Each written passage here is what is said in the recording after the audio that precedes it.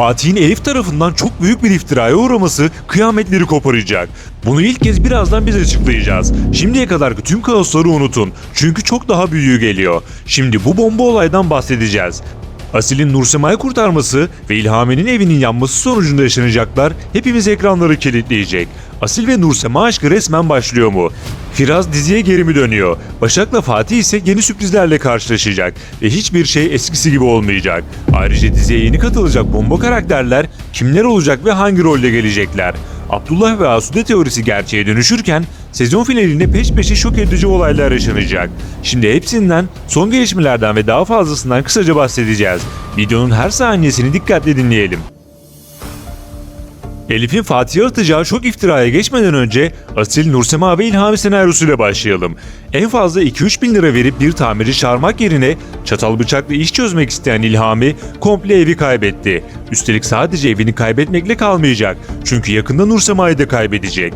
Son manzaraya göre İlhami eleştirilirken Asil ise kahraman ilan edildi. Üstelik Asil bu hareketiyle arasının bozuk olduğu Ünal ailesinin de gözüne girmiş olacak. Nursema kendisini kurtaranın Asil olduğunu öğrenince içindeki aşk tıpkı o yangındaki gibi yeniden alevlenecek. Asil'in ölme pahasına kendisini çok sevdiğini net olarak anlamış olacak. İlhami ise yangın çıkar çıkmaz en azından babasıyla Nursema'ya bağırarak seslenebilirdi. Fakat senaryo gereği Asil ve Nursema aşkı yaşanacağı için böyle bir yol tercih edildi. Ünalların köşkü yol geçen hanına döndü. Nursema ve İlhami müştemilatta kalmaya başlayacaklar. Asil'in Nursema'yı kurtarmış olması İlhami'yi ayrıca delirtecek ve Asil'in o saatte neden evinin önünde olduğunu sorgulayarak iyice kafayı kıracak ve çok yakında Nursema ile Asil arasında olması beklenen o bomba etkileşimi yaşandığında İlhami gözünü karartarak ortalığı ayağa kaldıracaktır. Diğer yandan dizinin sevilen eski oyuncusu Firaz'ın geri dönüp dönmeyeceği merak konusu oldu. Nursema karakterini canlandıran Ceren Karakoç'un dizi setiyle ilgili yaptığı bu paylaşımlarda Firaz ve Asude ile olan görüntüsü akıllara Firaz geri mi dönüyor sorusunu getirdi. Ancak şimdilik böyle bir durum yok. Fakat 5. sezonda Firaz geri dönebilir. Çünkü Firaz için açık kapı bırakılmıştı. Şimdi gelelim herkesi şok edecek büyük bomba olaya. Başak'ın çocuğunun ortaya çıkmasından sonra Fatih ile araları neredeyse tamamen bozuldu. Başta Abdullah olmak üzere hem aile içindekilerin tepkisi hem de Fatih'in bu durumu sindirememesi ipleri kopma noktasına getirecek. Evet, Fatih ile Başak'ın ayrılması bekleniyor ancak öncesinde yaşanacak şok edici olaylar ortalığı yangın yerine çevirecek. Bildiğiniz gibi Başak'ın Salkım ve Elif'le arası fazlasıyla bozuk ve adeta düşman oldular.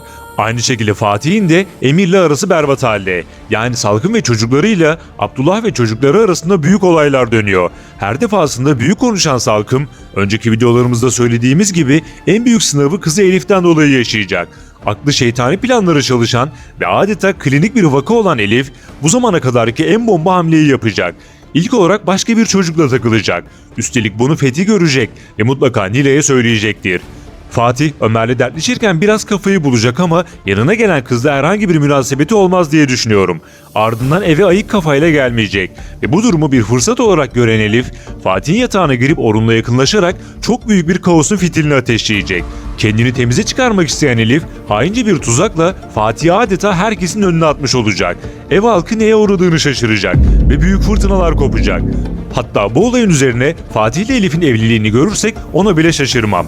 Eğer Elif tam da bahsettiğim gibi bir plan yaparsa o zaman Yağız'dan bir farkı kalmamış olacak. Başak'la Fatih arasındaki tüm ipler kopmuş olacak. Başak ise Tuncay'ın yanına yerleşir. 2 bölüm sonra kardeşi Asaf'ın gelişiyle dengeler tekrardan değişecek. Hatta Başak Ünal ailesinden uzaklaştığı için şükredecek. Evet, Elif'in bu senaryosu ile ilgili sizler de düşüncelerinizi yorumlara mutlaka yazın. Şimdi gelelim diziye katılacak yeni karaktere. 138. bölümüyle sezon finali yapacak olan Kızılcık Şerbeti'nin sezon finali yine sürprizlerle dolu olacak. Peş peşe şok edici olayların yaşanacağı dizi 5. sezonuyla yoluna devam edecek. Dizinin yeni sezonunda oyuncu kadrosuna tecrübeli isim Murat Algen dahil olacak. Rolü henüz belli değil ancak muhtemelen Başak için gelecek. Belki de Cemal'ın babası olarak gelir. Hep birlikte izleyip göreceğiz. Ayrıca yakında Kıvılcım'la Ömer'in evliliğini izlerken yeni etkinliklerin ve organizasyonların olması bu dizi için iyi olmuyor. Kızılcık Şerbeti'nde organizasyon demek, kaos dolu olaylar demek. Bunları yenileri eklenecek. Son olarak Abdullah ve Asude teorisi gerçeğe dönüşmeye çok yaklaştı ve son bölümde Çimen'in söylediği "Abdullah Salkım'a daha fazla dayanamaz" cümlesi ve Asude'nin Ulvi'den kopması bu senaryonun yeni bir sinyali oldu. Yeni gelişmeleri ve videoları kaçırmamak, anında izlemek için kanala ücretsiz bir şekilde abone olup bildirimleri açabilirsiniz. Bir sonraki videomuzda görüşmek üzere. Hoşça kalın.